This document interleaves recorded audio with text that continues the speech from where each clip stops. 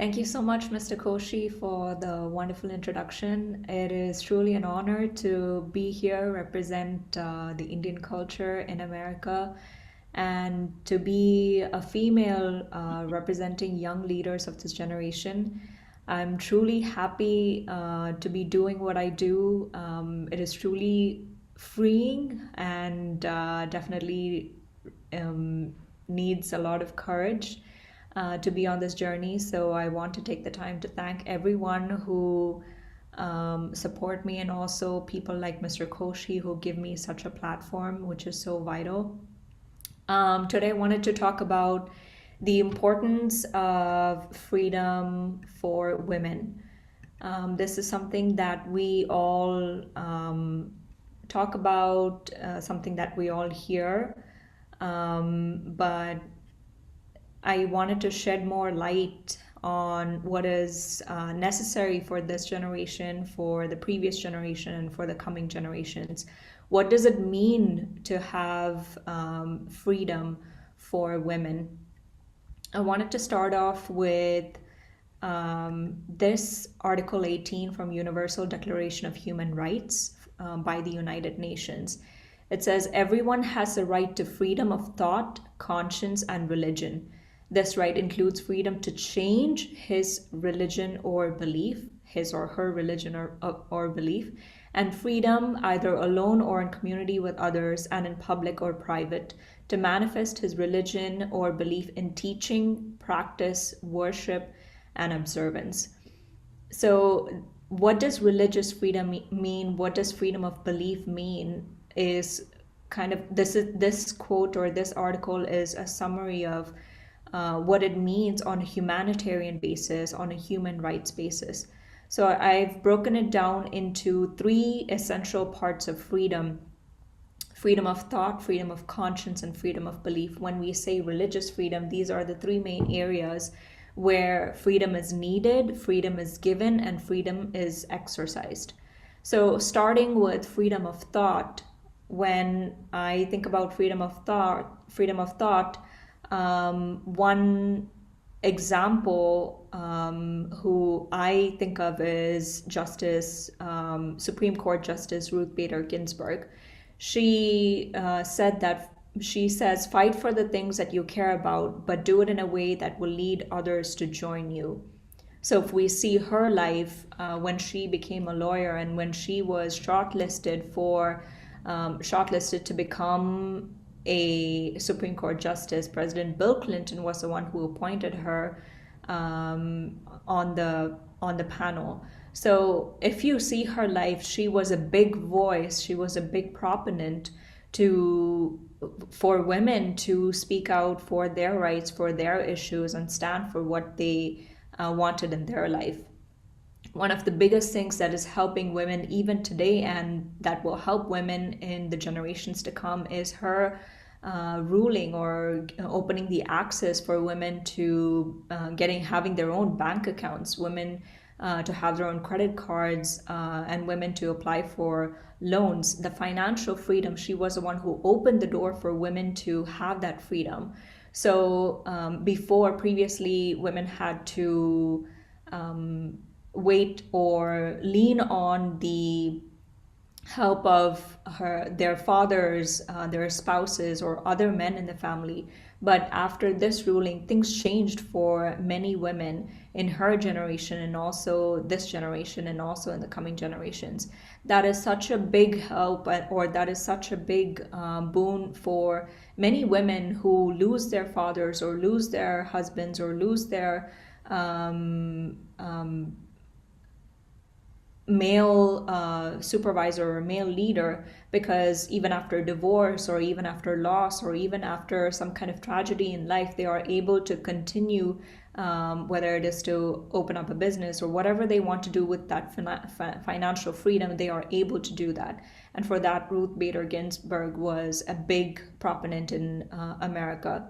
If you see her life, one of the biggest pillars that she had was her husband, Martin Ginsburg.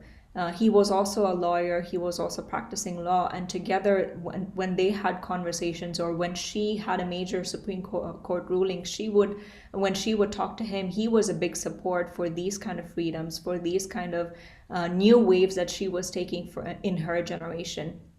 So I believe that she was a strong proponent of freedom for herself.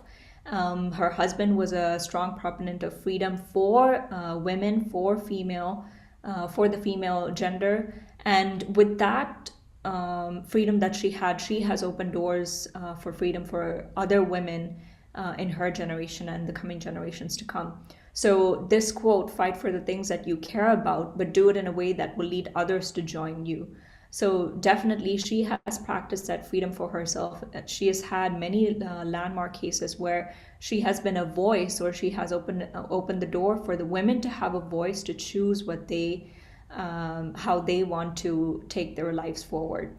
Of course, for this, value systems are very important as to how women use that freedom. So when we think about freedom of thought, how do people practice it? How should women practice it? How should men open that door for women to practice it? Right from childhood, number one, it is essential to create a safe space for the girl's thoughts. So as she is growing up, if she is a daughter, it is important to ask questions. What do you think? What do you want to do? Where does your passion lie? And it is important from there on to go ahead and enhance her talent, whether it is to put her in extracurricular activities, after school programs, or if it's different things that she wants to do. It is important to find out where she is talented in and find out where her interests lie. And thirdly, it is important to have experience.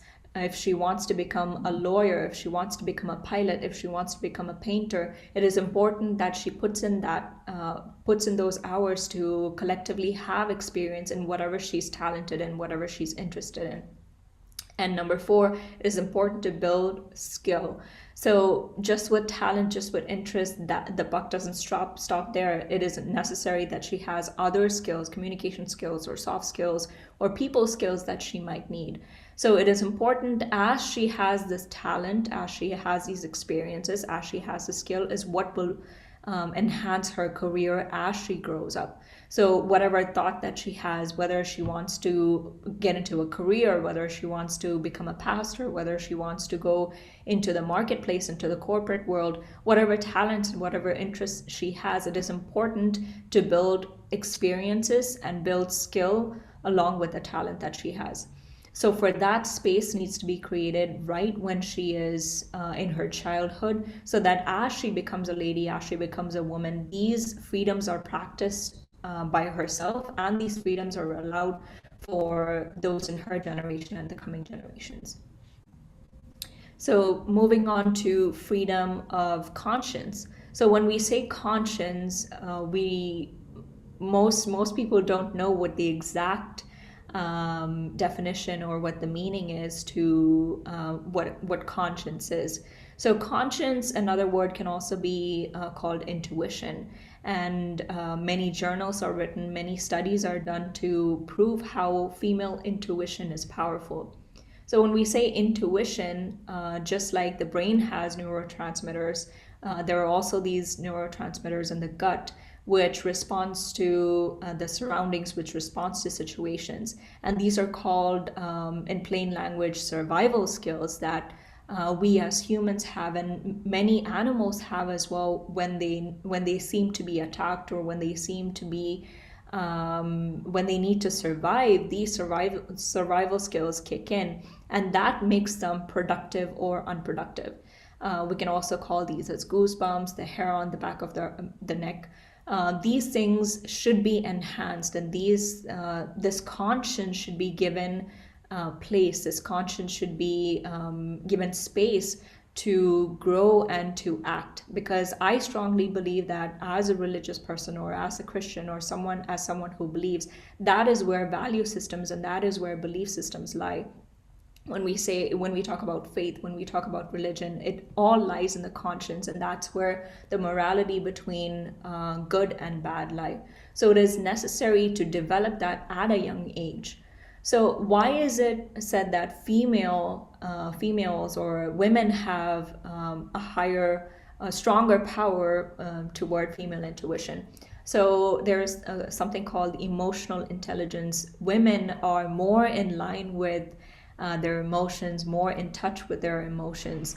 So when we talk about feelings, it is common knowledge, or society has taught men to say that it is a stigma to be emotional, it is a stigma to be in touch with emotions, whereas women take that as something prideful, take that as something that is necessary, take that as something that they're strong in, and practice it, put it into practice better. And they become better decision makers as well. So many men, as they are married, they still call their moms for advice. Many men still ask their wives for advice. And even in high school or even in college, many guys ask their female friends for advice, and that's the advice that they take on to make a decision. So it is in many research and many journals, it is written that the power of female intuition is so important that when decisions are made, they consider emotional intelligence, not just their talent, experience, and skill, but also are in touch with their emotional intelligence and consent their conscience to making decisions. And that allows them to make better decisions as women. So that's why many institutions, many corporates employ women as HR personnel or for mental health personnel, because they are more in touch with their conscience. So this being a part of half of the gender, how can it be practiced to for freedom to be given or freedom to be practiced? So number one is whether women are 50 years old or after they come closer to their retirement age, there is mostly resentment that they haven't lived their life. Some women, even though they are educated, start to get abused after they are 50 years old. This is a research that has been done for many years to say how that's when they start resenting their lives and start thinking, I've been married, I've had kids, I've lived my life, but now it feels like I have nothing to do. So they become resentful, and they pass on that resentment to the next generation. So, but these women, whether they're 50, close to retirement age, or even 30s and above, they would have something that they want to do, not just in the family sense, but also in the sense of career, in the sense of religion, in the sense of community and society. They would have something to do. So if they are such good decision makers for the family, if they are such good decision makers for themselves, then it is necessary that action is encouraged for their personal life. If we see in today's day and age, many women are good in giving advice for others, but are not good at taking that advice for themselves. So if they have an idea, if they have a plan, if they have something small that they want to do, number one, as men, as other people in the society, it is necessary that we encourage them to take action on that idea, on that small interest. Number two, as we want them to be in leadership roles, or we want them to be in specific roles in the corporate or in the Christian community, it is necessary that they learn from their mistakes or learn from the small errors that they do, whether it is in their family setting or whether it is in the smaller settings where they start working on their ideas and start working on their plans. So as they make these mistakes, it's necessary to make these mistakes. It's necessary to have the space for mistakes, because that's where they will grow. That's where they will learn. And when they become leaders of many other large number of employees or a large number of staff, then they will become leaders who are efficient and proficient at their work. So one is action, and number two, when they are making this action, when they are implementing these interests and passion, it is necessary for them to create the space to make mistakes so that they gently learn from their mistakes. And number three, as now career for women has become a very prominent thing. Almost all women who cross their 20s and 30s are working. They have a job or they are employed in some capacity.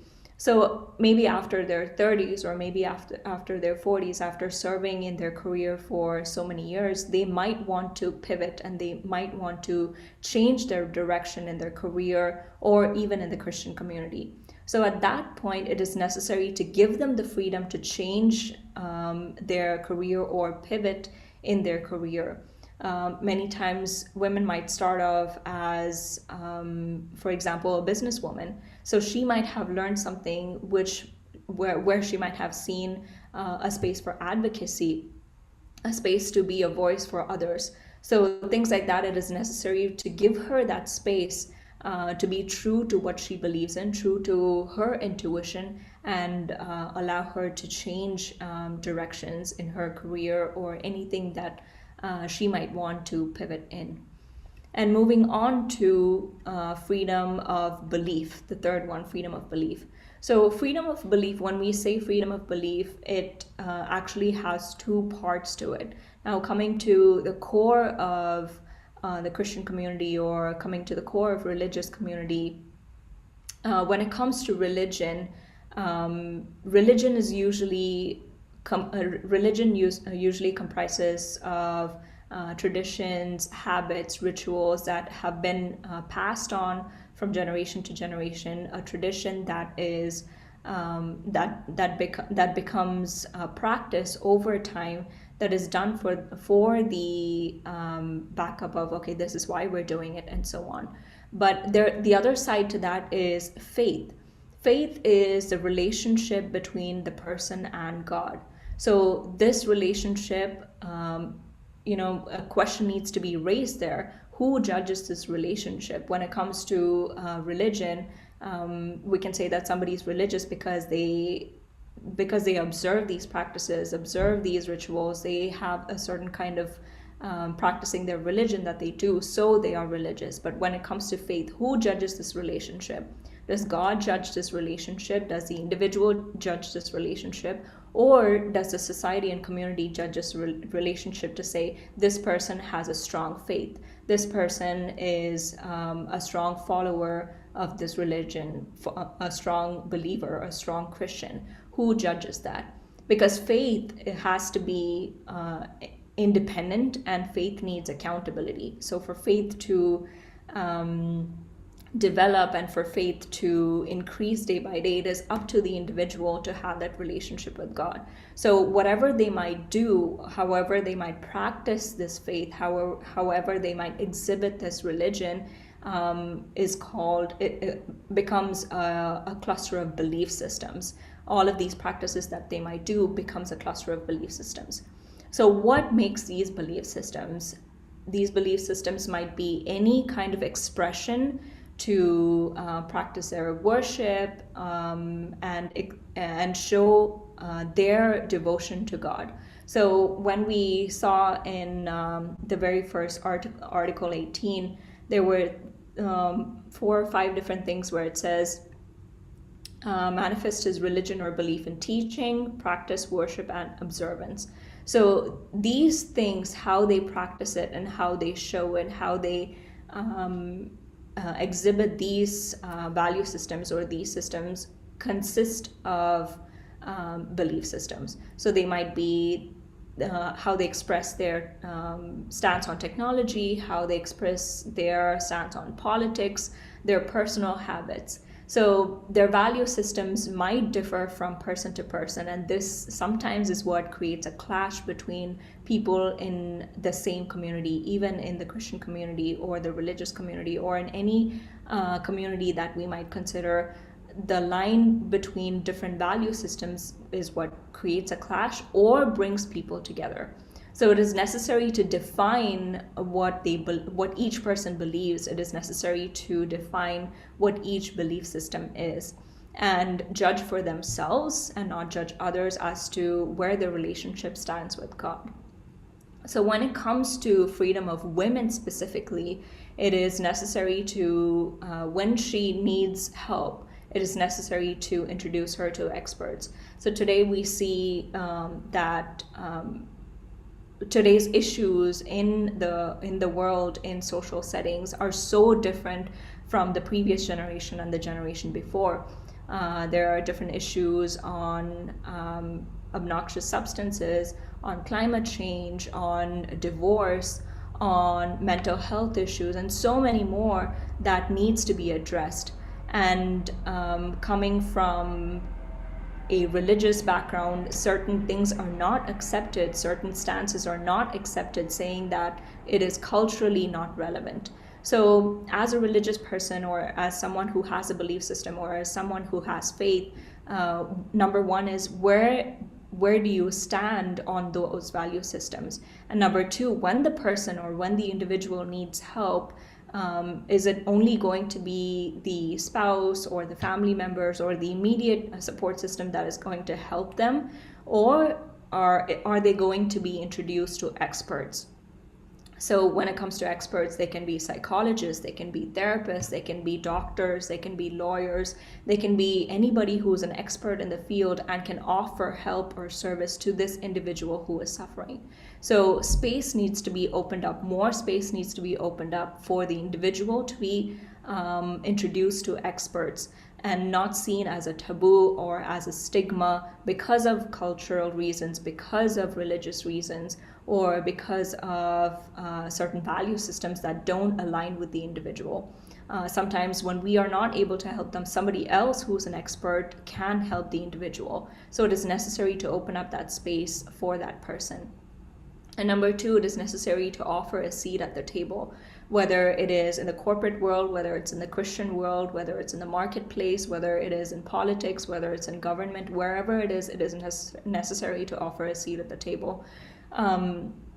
Now, there might be, in specific fields, there might be men who are dominant. In specific fields, there might be women who are dominant as leaders. Whoever it is necessary to pull up a seat or create a space for women to become leaders. So as we saw, talent, experience, and skill, when these three are developed, when spaces are created to make errors, to learn, grow, and pivot in their career direction, then they become leaders, or they become experts in their field. So these experts and these women leaders should take space in other industries, or in industries where space is created for them. So whoever is in that industry, it is necessary to pull up a chair for the person who wants to become a leader, especially a woman leader. Number three, disallow violence and crime. So there are so many issues around this one point alone. This violence and crime starts with harassment, whether it is verbal abuse or physical harassment. It starts in a very small level. It starts in a tiny space where it doesn't even seem like harassment, where it only seems like yelling, or it seems like teasing. But when women are harassed, they tend to immediately invert it inside themselves, or they seem to push it away, saying it's nothing, or they say, oh, it's because of my gender. But those things need to be eradicated, whether it is in the corporate world, whether it's in the Christian world, whether it's in the government level. It needs to be eradicated at the very small, even when this harassment begins, even when small things are said against women, whether it is for their body, for their self, for their mind, for their work, for whatever they do, this harassment needs to be stopped at the smallest level. And sometimes women might not be able to say, whoever is going through this harassment, whoever is going through this crime, this violence, this abuse, might not be able to voice out. So it is necessary for others who are around her, others who she sees as trustworthy, who she says as, maybe I can tell them what I'm going through, should be a voice. Whether discreetly or indiscreetly, they must be a voice to help her out in the issues that she is going through, in the problems that she is facing. So they can be a voice, not only tell that something like this is happening, but also go back to the cycle of introducing her to an expert who can help her with the things that she is facing. So these three things, freedom of belief, freedom of conscience, and freedom of thought, is essential for the woman to be fully free. So when it comes to freedom, it is necessary for the woman to be free first before she can set others free or others can set her free. Because freedom itself can be a sacrifice in many ways. And number two, freedom needs courage. If she needs to be free first, she has to think, she has to have that thought, to have that necessity to be free. And she has to, in her conscience, in her intuition, she must know that she needs to be free and believe that freedom is not just for others, but believe that the freedom is for herself as well. So when she has realized these three aspects of freedom, then she will be fully set free by herself. And so at certain times, she might need authority. She might need authority figures to set her free. And that is why it is essential for her to have a seat at the table. So authority figures need to recognize that this person who is seeking freedom, who is seeking to experience this freedom, will be benefited when the seat at the table is given. And number three, when she has set herself free, and when she is given that freedom, when an authority figure is giving her that freedom, then she will automatically set 4 or 5 others free, and that will become a movement, that will become a revolution to set other women free. It is common knowledge as to how many issues we are hearing just about rape, just about crime, just about violence that is specific to women.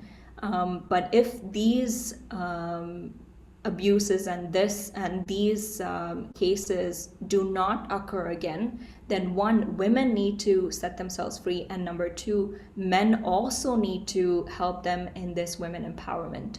So one quote that I like to say is, women cannot be fully empowered without the men around her. As much as women want to be free, as much as they go into different careers, as they pick different paths to become free, it is also necessary for the men to support the women in order to be empowered, in order to be set free.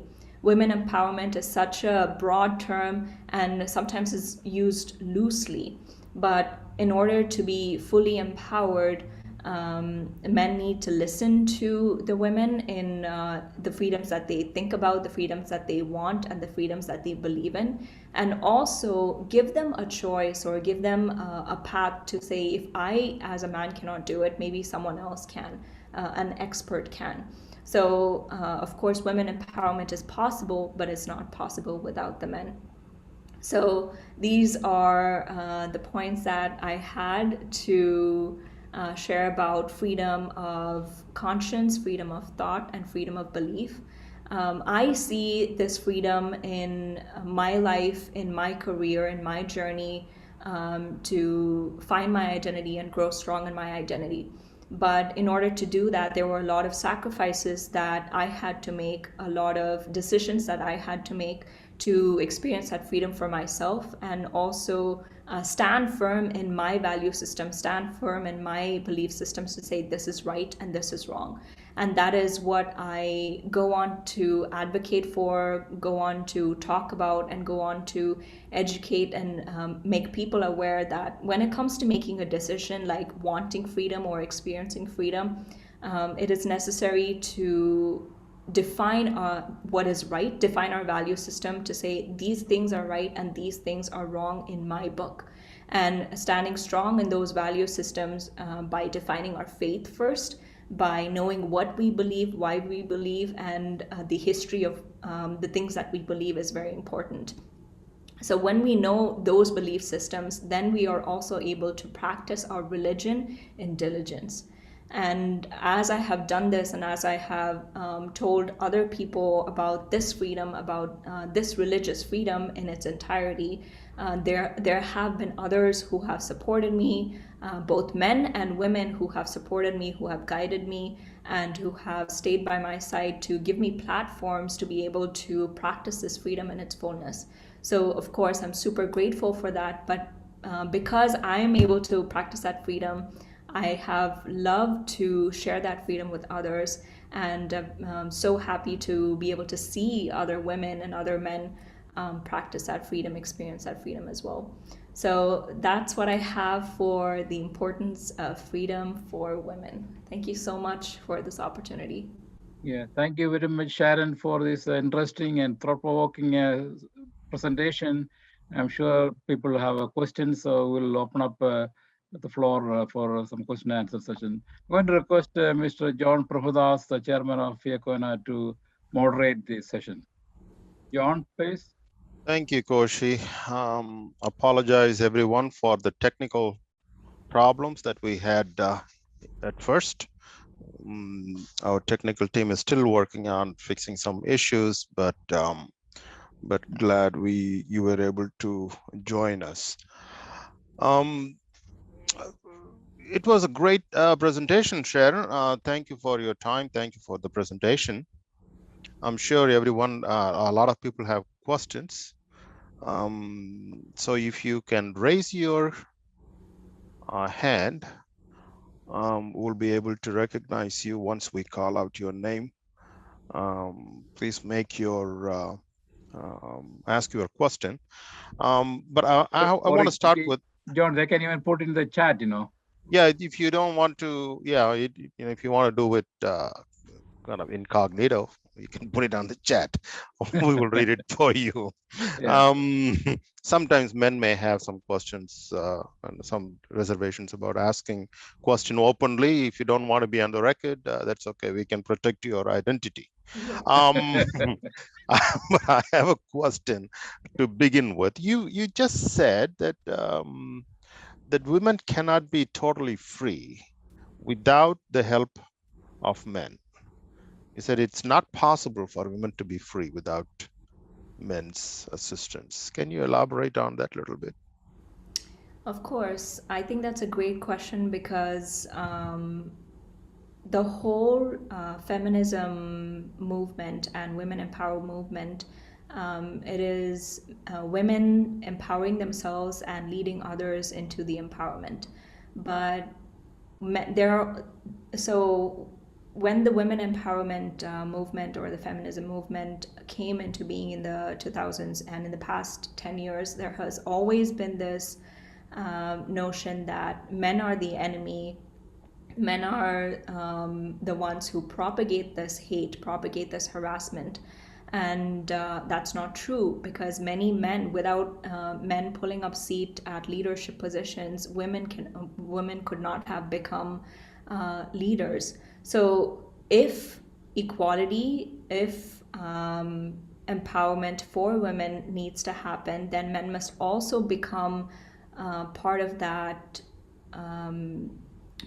movement, because it is necessary for men's support, it is necessary for the advice, it is necessary for the expertise that men provide, and most importantly, it is necessary for the men's perspective in different issues. Now there's this there's this talk that the patriarchy is the one that's ruining many things, but even though that might be an issue, there are many places where men have helped, and men have become strong supporters, strong investors in ideas and visions for women. So there cannot be a divide to say women empowerment was possible only because of women. Only when men and women help out in bringing freedom and bringing access to help for women, then women empowerment is possible. So what I hear you say is that you are not saying women should take the power from the men. It should be rather offered. Is that? I don't think power can be Because there offered is or another taken. subtle problem here, because some women may object to it. They say, Hmm. who are you to give me my right? Mm-hmm. How would you answer that? Rights, I think when it comes to human rights, it's something that people inherit, whether it is male or female. It cannot be given or taken away, just like power. You people can pull up a seat right next to them to say, hey, share my pedestal, share my the place of honor that I'm in, but power cannot be given or taken away. So the same way human rights, and that's why there are so many protests, and that's why people stand up to say, this is my right, this is something that I have inherited. So I will practice my right, I will put it into being, but that's something that cannot be given or taken away. Okay. Well, if anyone has the question, I don't want to monopolize the time.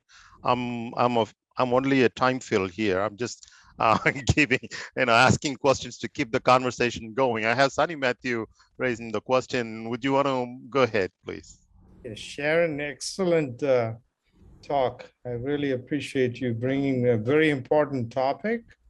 That was very well done. And I thank you, John, for asking that question. And that got me thinking that I know you made a statement that women cannot have freedom without men around them. I think it's this reverse is true too. Men can't be free without the women being around them. So it is more, if you want communities and civilizations to do well, we need to value both genders. But the reality is, historically, there has been women's suffrage, right? And so you bringing this topic is a very important thing. And so that's all the comment I have. Thank you. Thank you so much. That means a lot. Good. So Sharon, since we're waiting on others to formulate their question, let me ask you, do you see a difference between cultures? I mean, you grew up pretty much up to, I think, undergrad in India, if I'm not mistaken. High school, yes. Yeah, till high school. And then for college education, you came to the US and you studied in Regent University. And you have your own video consulting firm, video production company. By the way, before I forget, those who are here, and if you can pass the word to others that that Sharon is available to share her. She's a motivational speaker, and also her production company will be able to meet your video requirements if you want to put together promotional videos. And yes, I can plug in that for you. Thank you, John. Thank you, John. So going back to the question, so do you see the difference in the cultures? Say, for example, take for example the South Asian countries where we come from, from Pakistan to India, Sri Lanka, Burma, even Bangladesh. All these countries have women leaders, heads of states. But I'm not sure whether America is ready for it. How do you see that? I mean, I hear you talk about Ruth Bader Ginsburg, even though I politically disagreed on a lot of issues with her decisions. But yes, she was able to make a mark in the bench. So from coming from that perspective, and coming looking at the previous election, where we had not previous election, the one before that, with Hillary Clinton being the nominee of the major party on the ticket, how do you see the women's struggle in a country like America compared to a country like India? I think it's a great question, something that we can openly discuss here. I think it's vastly different. For me, growing up in India and growing up here, I see many differences personally. Number one is a voice. Women are not even given a voice to share their thoughts, share their interests. Usually it is picked for them in the Southeast Asian cultures, in the maybe I can say Middle Eastern, Southeast Asian cultures. But then they have to push and say, this is my interest, this is my passion. And unless they prove themselves to say, I am capable, I can do this, then their voice is kind of hushed and pushed down. In Western cultures like America, I never had a problem raising my voice. I never had a problem saying what I feel, saying what I think. In fact, it was welcomed, it was asked. So in that, there are differences, but I won't generalize and say in the Indian culture, women are not respected, women are not in leadership positions, women are not given a voice, and say in America and the Western cultures, they are given a voice. I've seen differences in different industries where maybe in the technology industry, men are preferred. In healthcare industry, women are preferred, and so on. In nursing and catering, women are preferred. And whereas when it comes to mechanical and weightlifting jobs, men are preferred. I think there is that gender bias which this generation is breaking, and that starts with sharing their interests, sharing their passions as to I want to do this, I can do this, look at my talent, skill, and experience. So these three things play a vital role starting from the young age for a woman. I feel like it should be for the men as well, but it's not. Because once you have a talent, that it doesn't stop there to be, or to say, hey, I can sing, I'm a singer. The skill needs to be developed over time. Experience needs to be given to develop the vocal cords. When you have a cold, how do you sing through that cold? All of those things are necessary for a singer. So same way as an engineer for a doctor, lawyer, pilot, whatever. Those three things must be developed. So, and then number two, the second part of it is making mistakes. There are so many mistakes that both men and women make when they come to leadership positions. And these mistakes are usually taken as weaknesses and are used as threats against them for both men and women. But when it comes to women, it's used as a threat specific to their gender. So I think women must know how to handle these threats when these weaknesses are used against them. How do they handle it when they genuinely make a mistake? How do you accept that mistake? How do you learn from that mistake? And how do you move on, especially when they're in a leadership position? These things should be taught at a young age before they go into positions of power, positions of authority. And those things I think is lacking in both countries. It's lacking in both civilizations, I must say. And I will say especially it is lacking in the Southeast culture, because women are still struggling to get out and to be more than a lawyer, more than a doctor, more than an engineer.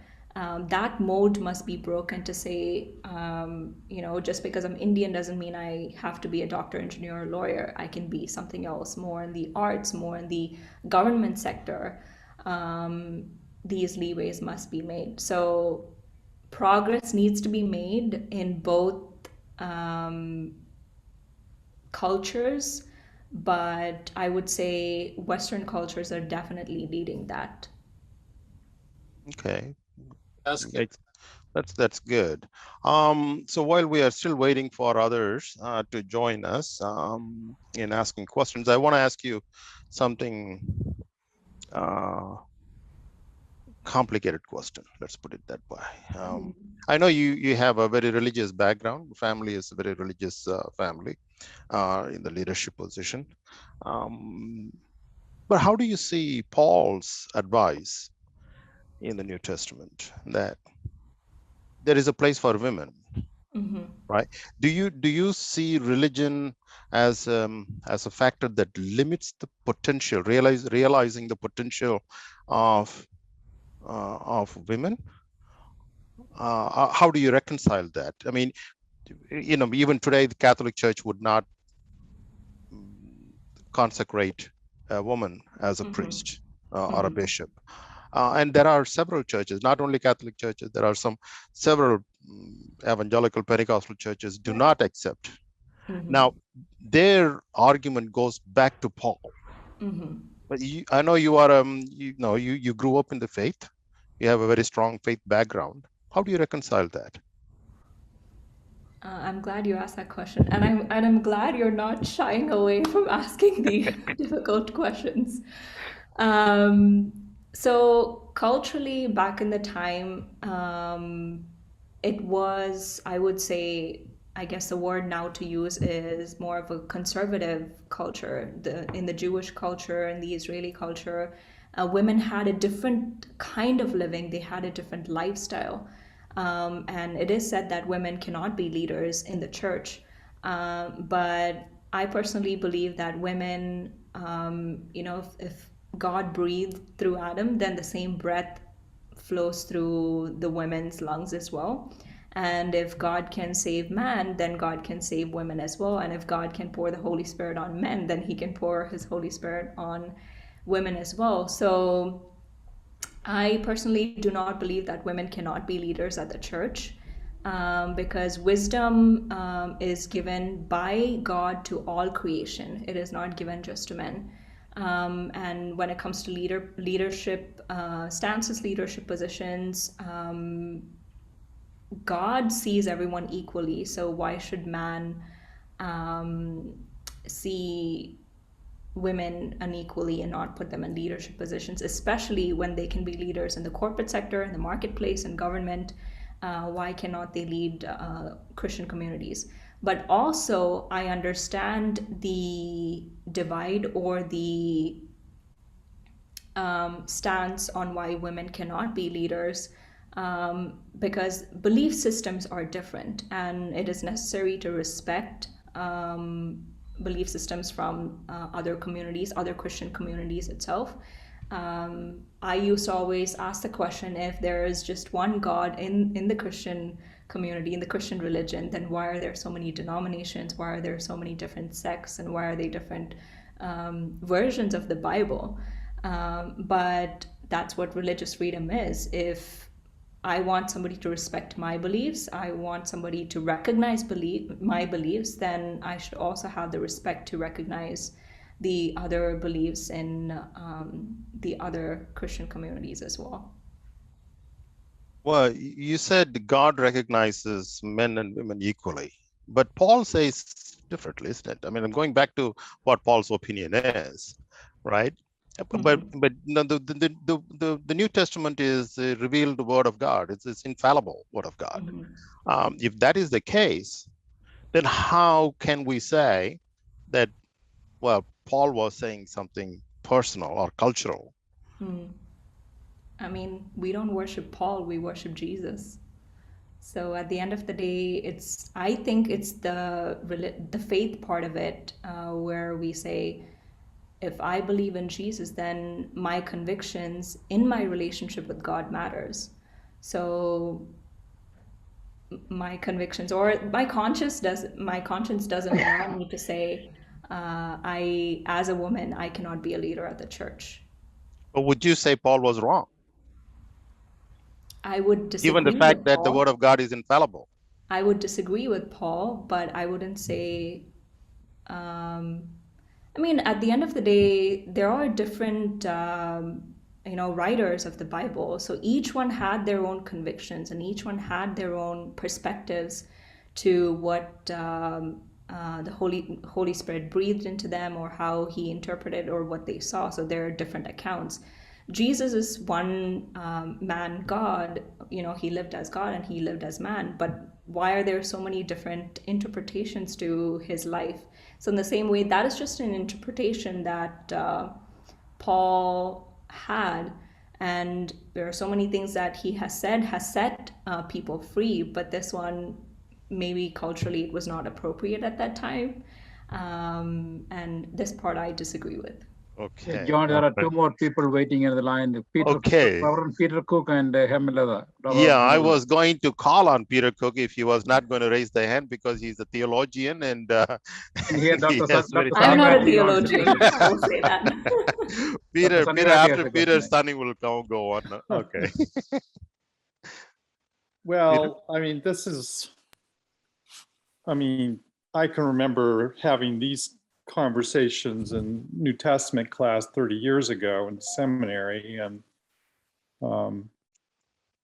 some of them were with, women, New Testament scholars and theologians. And my own mother is an ordained United Church of Christ minister. There we so go.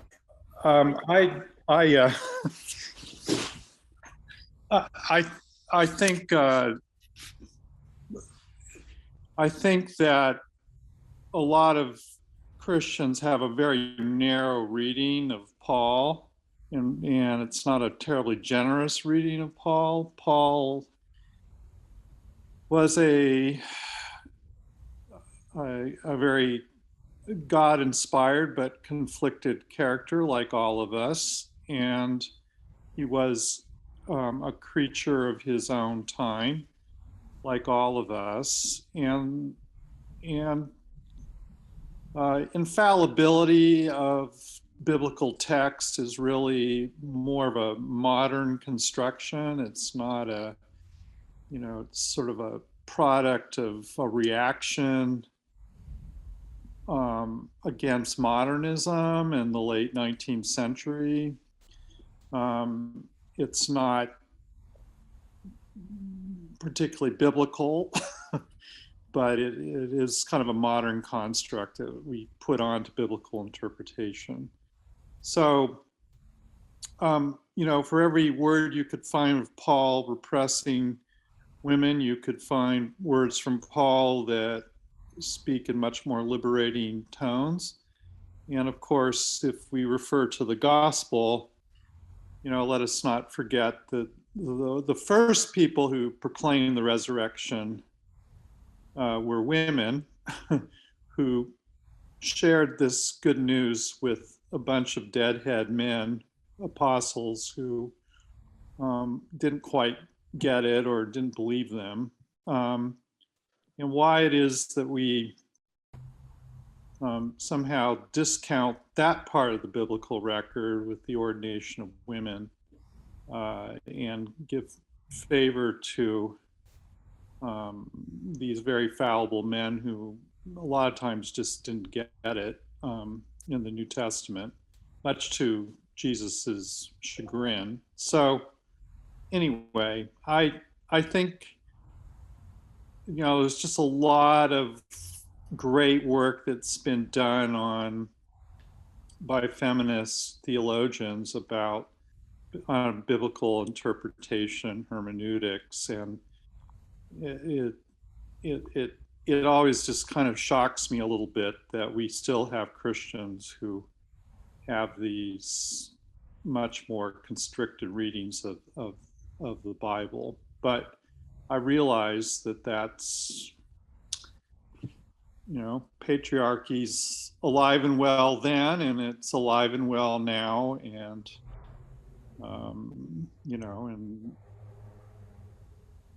and we're probably even somewhat different on this call. So I don't know, but. Okay. Well, we do have ordained pastors in our call. Maybe they may have a thought on it, since Sharon is not an ordained minister. We would love to know what they think. And Sunny, would you like to go? Sunny Matthew? I can go after the ordained people. Ordained people, they are pastors. John, I thought I Sharon was holding her own pretty well, so. Thank you. John, we have Dr. Hemelada. Okay, so Dr. Hemelada, please. Yes, thank you. Sharon, it was excellent to listen the webinar. And I'm Dr. Hemleta Palmer, and I run a women's association called Indian Christian Women's Association of North America, in short called ICWANA. And I meet with lots of professional women, the believers, religious, and very professionals.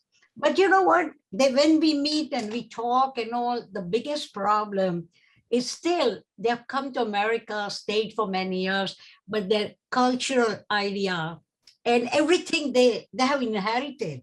So when it comes to the family value, it's always men, always they have to follow, especially they don't have financial freedom, even though they're working. The man is controlling the finance, man is controlling lots of decisions.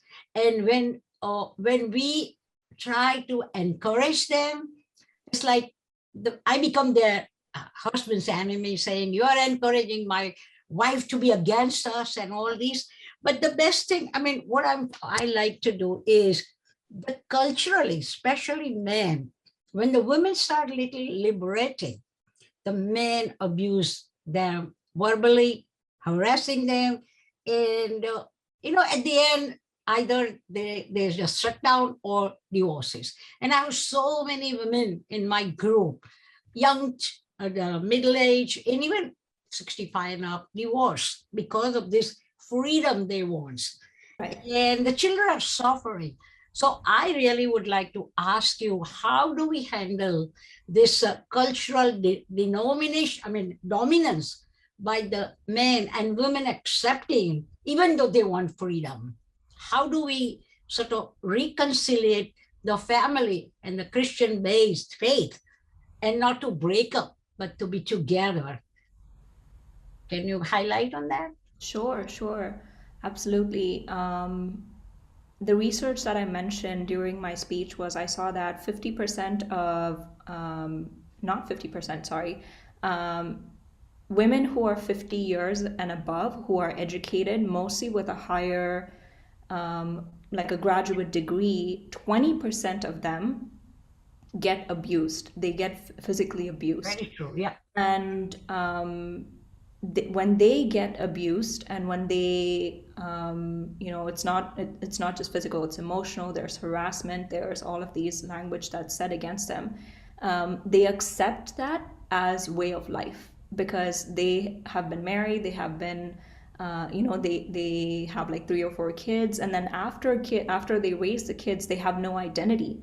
They think their identity is only to be a housewife, and they think, all my childhood I have lived under my father's instruction, and now I live under my husband's instruction. After raising these kids, my husband doesn't love me, and this is what life is. They accept that this is what life is. And if someone's identity is strong in Christ, then control under another person should not be accepted as part of their identity, especially when they're controlled with abuse, with any kinds of harassment, any kind of physical abuse. Because the Christian God, Jesus, promises freedom and liberty when people find salvation. So after they, coming back to the women, after they accept that this is what life is for a housewife, they pass on the same regression and same repression to their daughter-in-laws, to their daughters, and to the coming generations, to say, even if your husband abuses you, even if your husband beats you, even if your husband has an affair, you must stay with this spouse. But I will not say to leave the spouse. It is not my place or anybody's place to say, leave your husband because he is abusing you, he's doing all of this. That needs to be a personal decision. That needs to be an individual decision, because from the outside, we don't know what else a person is going through.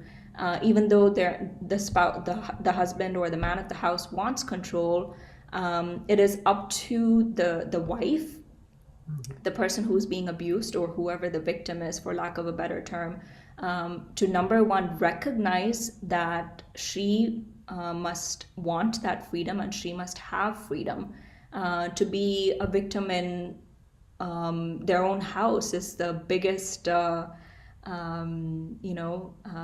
biggest crime, I feel. So first, they must recognize to want this freedom, and number two, I think the Christian community needs to do a better job at equipping these women to find this freedom.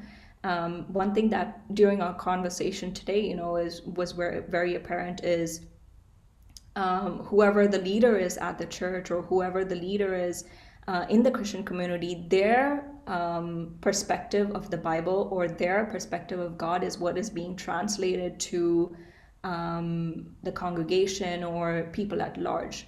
But what does God say? What does Jesus say to you personally? What do you think freedom is, and what do you think freedom should be for yourself as a human being? That's a question that many people don't ask because they see God through somebody else's eyes. So it's necessary to have individual identity, especially when it comes to faith. Yes, there are things that people might say that you might agree with, but there might be a perspective that you do not see and that you might need. So it is necessary, number one, I would say, to answer your question, number one, the person themselves must be able to accept that they need freedom.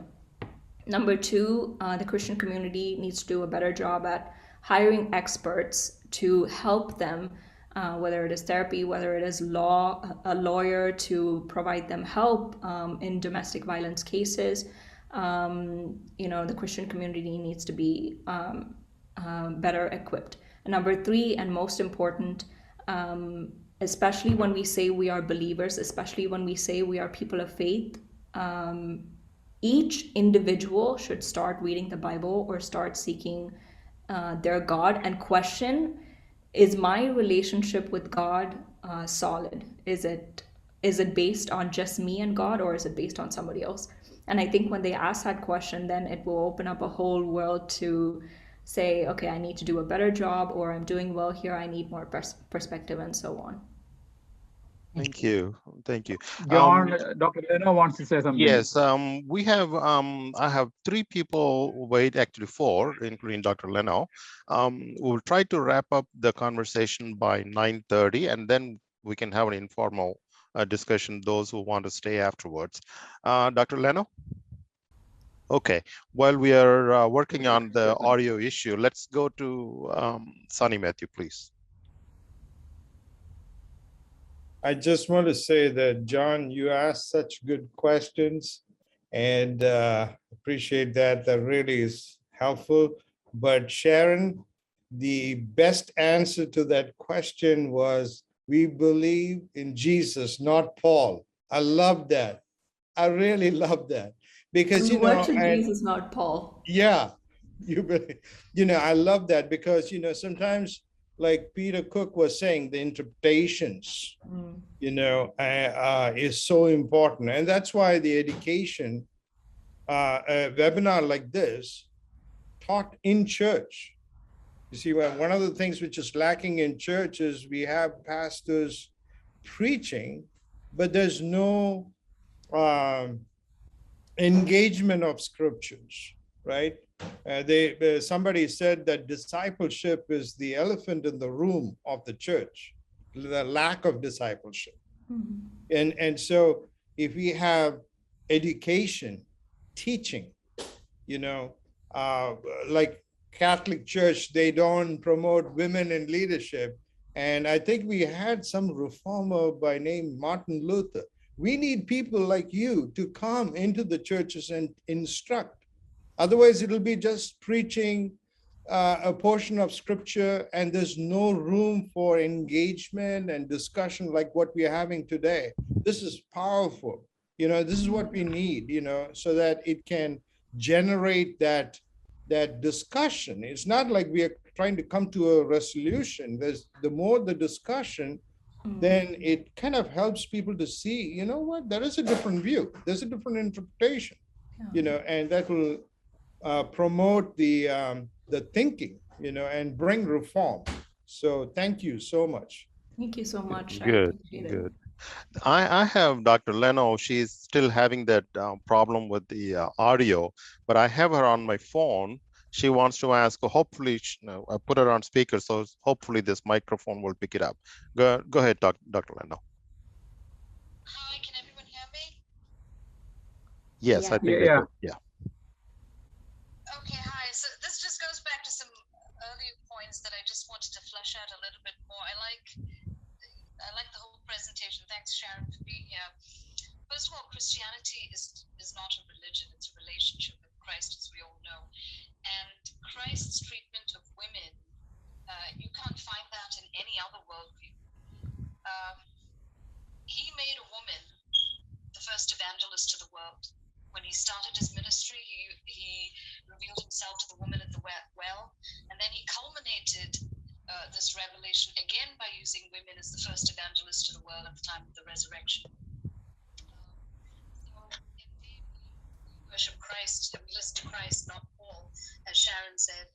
But also the question is, did Paul mean that globally, or was he speaking to one church and one community? Because in several places, especially in Galatians, he points out that in Christ there is no Greek, no Jew, no slave, no master, no male, no female, everybody's equal.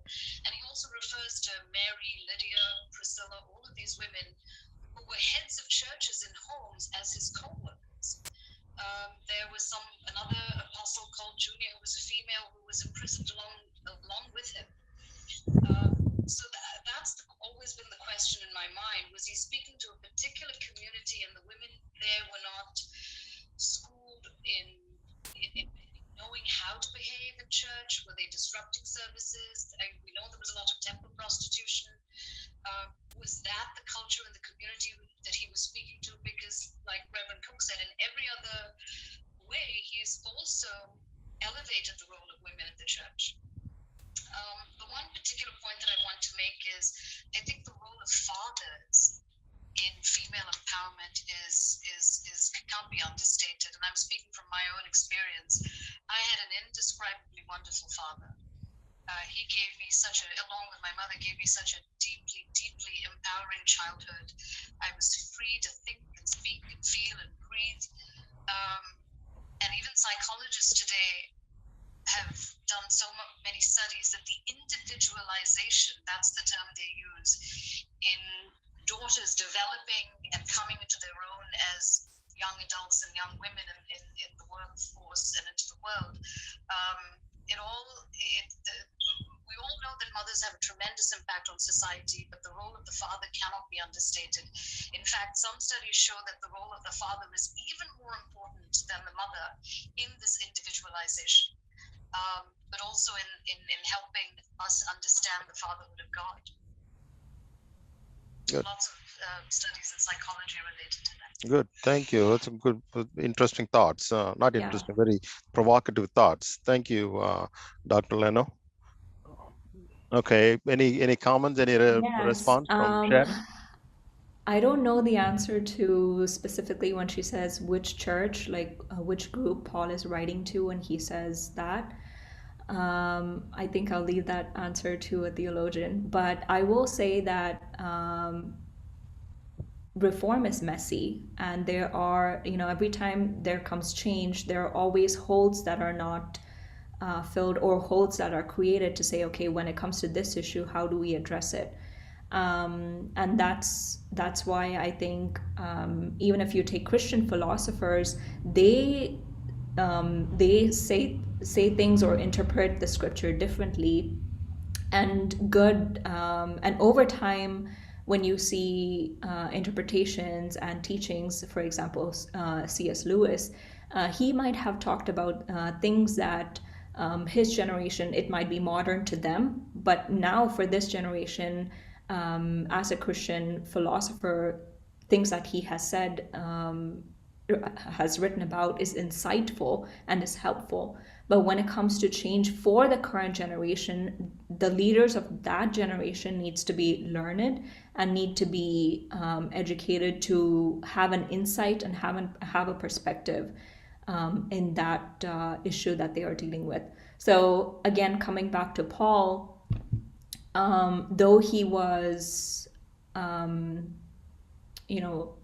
even Jesus, though they recognized women, put women in higher positions that they were, or recognized them to higher positions that they were in that cultural context. Back in the time, there is also the question of difficulty, the question of sacrifice.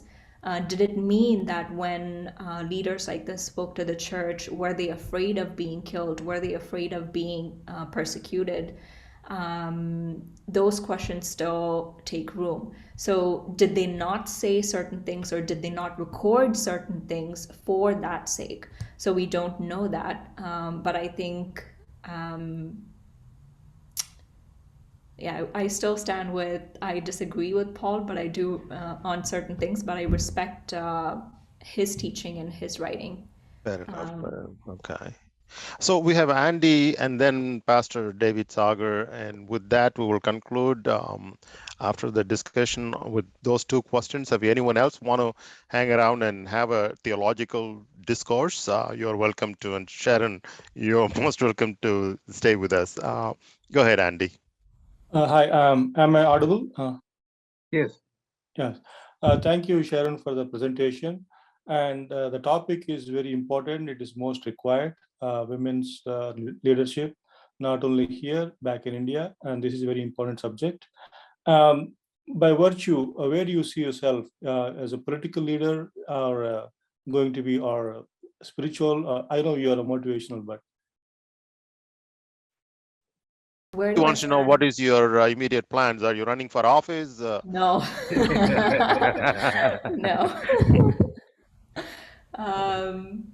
I would like to stay in the social space. I think I don't have, I mean, I've not thought about it. So I think I have a strong background because of my family. And I wanted a different perspective, especially when it came to faith. I think religion can be taught and faith cannot. And that I'm still working on my faith, still learning different things.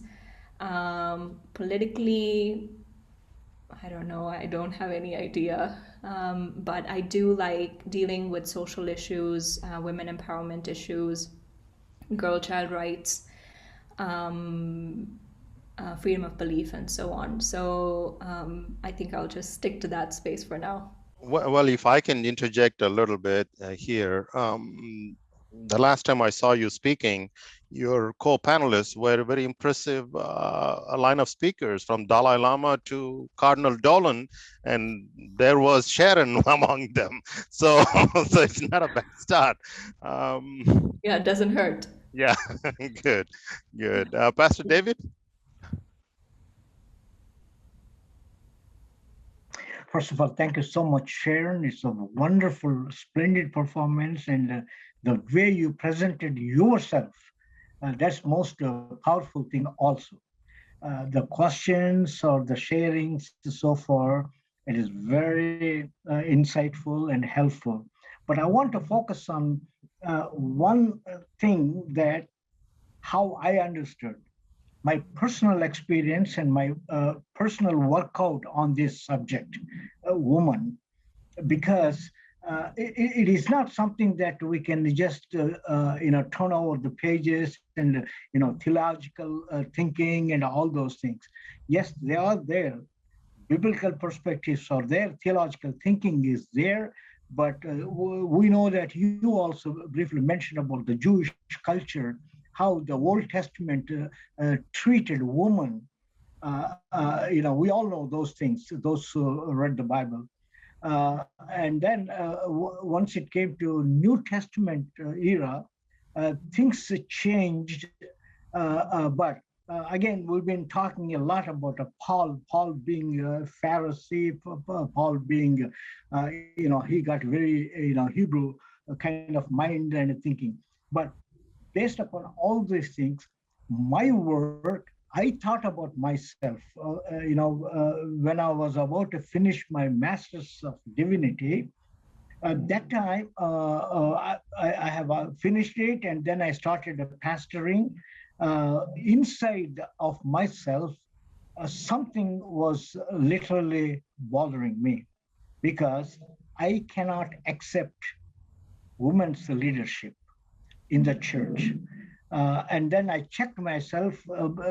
It's not only myself. There are so many Indian male, preachers also, even though they preach, but inside. So I wanted to work out what is going on within myself. I can't be truthful if I don't accept fully, if I don't. So based upon the creative pattern of God, androgynous, like Genesis itself, man and woman created in the image of God. That means, and also Galatians, if we jump in, it's the same Paul also, the both comparison of, woman and man. All these things, I found it is a problem of man. And particularly, I put myself. I'm not talking about any other person. And then I pondered over and prayed about it earnestly. I requested God, how can I be honest when I'm preaching? When I look at a woman, congregation, woman, how can I justify the call that you gave to me? And then immediately I got some kind of prompting of the Holy Spirit. I firmly believe that.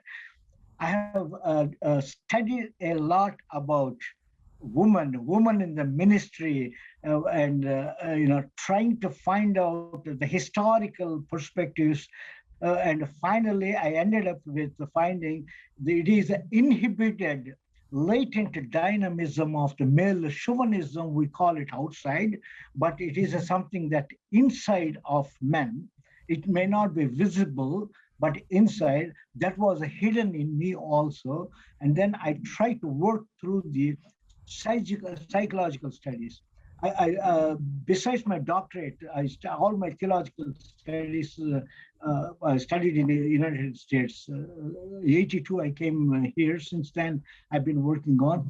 Besides my theological and counseling, all those things, particularly I went to a school to learn about psychodynamic approach and the clinical about these things. And also I studied in Concordia University, human personalities. Why I'm saying all these things, not that my credentials, it is for myself, to understand myself. There is a problem in me. I cannot accept. Finally, after knowing those things, just historical, one thing I'll tell you, because the priestly thing, in AD 584 in Lyons, France, 43 Christian bishops and 20 other Christian leaders, they came together, and there was a debate about, is a woman a human being or not? It is a historical evidence, it happened. And then finally, with one vote, they, somebody said that, yes, with one vote that day, they decided that woman is a human being. I had a very radical approach, when I was going through with that, even in my case study thing. I went through so many things. So, first of all, look at the thinking of male, priests. They are all priests. Theologically, and then biblically, they learn this thing. All these things are, I personally, it is my opinion, it is inside the problem of men. So to clear, if once we ventilate that, I worked on my side. So at the beginning, I could not accept a woman. Now, by the grace of God, 100% I accept a woman. And also in Chicago, in my own church, empowerment of women, I have conducted with inviting is not limited for our church. Even John Prabhudas also visited our church also in Chicago. There also I shared, and wherever if I share my personal experience. I struggled it, I studied it, I did research. It is a psychological problem. It is the human, inside built-in system, there is something that sometimes we can't come out. So I tried my best to come out, And the same thing I've been sharing with so many people and so many others also, even denominationally also with the leaders. Now I am comfortable. I love to invite. I don't have any those things. That makes me a lot that yes, there is